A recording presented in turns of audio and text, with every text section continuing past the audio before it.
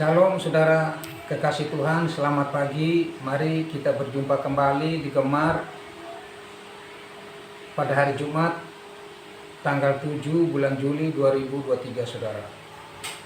Mari kita belajar bersama-sama kebenaran firman Tuhan sebagai bekal perjalanan hidup kita saudara. Di 1 Yohanes pasal 5 ayat 1 sampai dengan 5 saudara. Saya bacakan.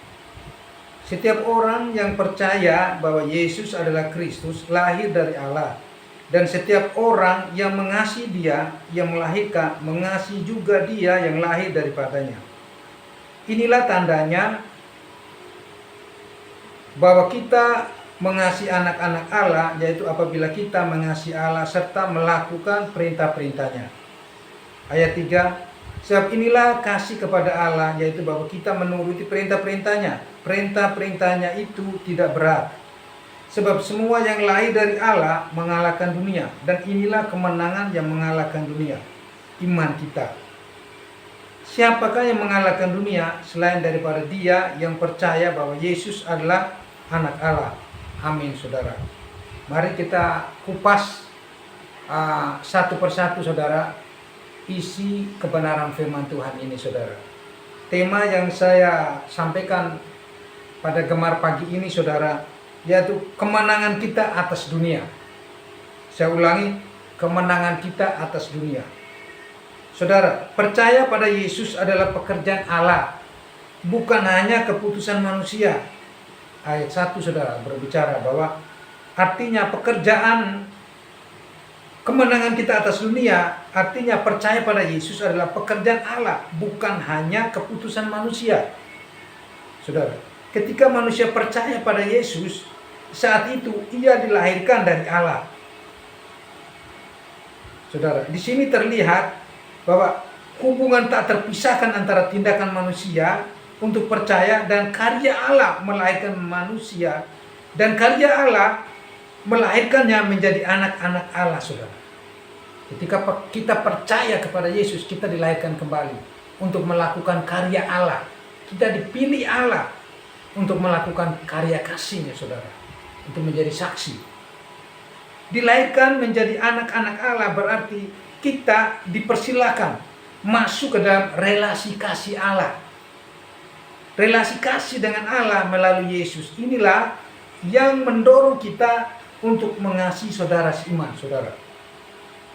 Bukti seseorang mengasihi Allah adalah mengasihi saudara seiman.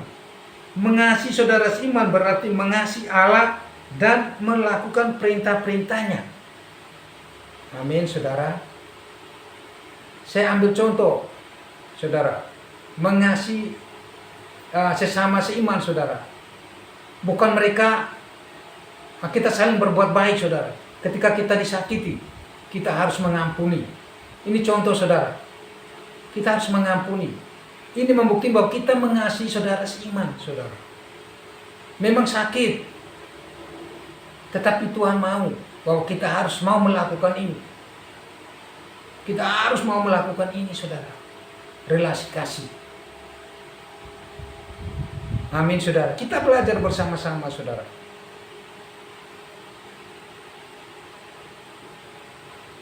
Ayat 2, saudara. Yohanes menghubungkan 3 hal, saudara. Ayat kedua, Yohanes menghubungkan 3 hal sekaligus, yaitu 1, mengasihi Allah. Poin kedua, melakukan perintah Allah. Dan ketiga, mengasihi saudara seiman. Ketiga hal ini harus ada dalam kehidupan setiap kita, saudara. Amin, saudara. Jadi ada tindakan. Ketika kita mengasihi Allah, kita bilang mengasihi Allah, tapi kita benci kepada seseorang atau kita benci kepada saudara seiman kita, berarti kita tidak mengasihi Allah. Ini kebenaran, saudara. Ini kebenaran Allah yang memerdekakan kita, saudara. Ada tindakan melakukan perintah Allah, karena Allah sudah melakukan teladan kepada kita. Dia sudah mengampuni kita, maka kita juga harus mengampuni saudara kita, saudara seiman kita, saudara. Poin ketiga, mengasihi saudara seiman. Saudara, mengasihi saudara seiman. Ada 3 hal yang Allah mau supaya kita menjadi relasi kasihnya Dia. Yaitu kita mengasihi Allah, Kedua, melakukan perintah Allah. Dan ketiga, mengasihi saudara seiman. Saudara, untuk melaksanakan 3 perintah ini sekaligus, ada langkah-langkah yang harus kita tempuh, saudara. Perhatikan dan pahami, saudara. Pertama, ada 2 langkah yang harus kita perhatikan, kita pahami. Pertama, sifat perintah Allah. Perintah Allah tidak berat, karena beban yang diberikan kepada kita tidak melebihi kemampuan kita. Roh Kudus sebagai penolong bagi kita. Dia yang menolong kita, dia memampukan kita untuk melakukan relasi kasihnya, saudara.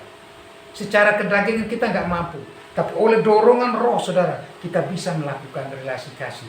Terutama ketika kita disakiti, kita mampu mengampuni orang, saudara. Amin, saudara. Kedua, saudara, langkah kedua, iman kita. Orang percaya mampu melakukan perintah Allah karena ia memiliki iman yang mengalahkan dunia. Artinya kita dimampukan oleh kekuatan Roh Kudus sebagai penolong bagi kita, saudara. Di Roma 8 ayat 28, bahwa Allah turut bekerja dalam segala sesuatu. Terutama salah satunya pagi ini yang kita dengar, saudara, firman Tuhan, yaitu membangun relasi kasih. Kasih kepada Allah, saudara, kasih kepada sesama manusia, saudara seiman, saudara. Amin, saudara. Nah, memiliki iman berarti memiliki relasi dengan Yesus anak Allah, saudara. Tuhan Yesus telah mengalahkan musuh manusia yang paling ditakuti, yaitu kematian kekal, saudara. Nah, Tuhan sudah mengalahkan itu, saudara. Dan Tuhan memberikan kemampuan kepada kita dengan Roh Kudus-Nya untuk supaya kita mampu melakukan relasi kasih Allah, saudara. Amin, saudara. Logikanya, jika kematian dapat dikalahkannya, apalagi hal-hal lainnya. Seandainya saat ini kita berada dalam berbagai penderitaan, kesusahan, kesulitan, pergumulan berat, syukurlah. Mengapa bersyukur? Karena iman yang kita miliki adalah iman yang mengalahkan dunia, saudara. Tuhan sudah mengalahkan dunia, saudara. Mengapa kita bisa mampu melakukan relasi kasih Allah? Karena ada pertolongan Roh Kudus, saudara. Nah, sekarang zamannya Roh Kudus. Jadi kita harus mengandalkan Roh Kudus sebagai penolong bagi kita, saudara. Mari kita renungkan, saudara. Saat kita mengasihi saudara seiman, menunjukkan bahwa kita memiliki iman yang mengalahkan dunia. Tunjukkanlah bahwa kita memiliki iman yang mengalahkan dunia. Terima kasih. Tuhan Yesus memberkati setiap kita, saudara. Amin. Mari kita berdoa.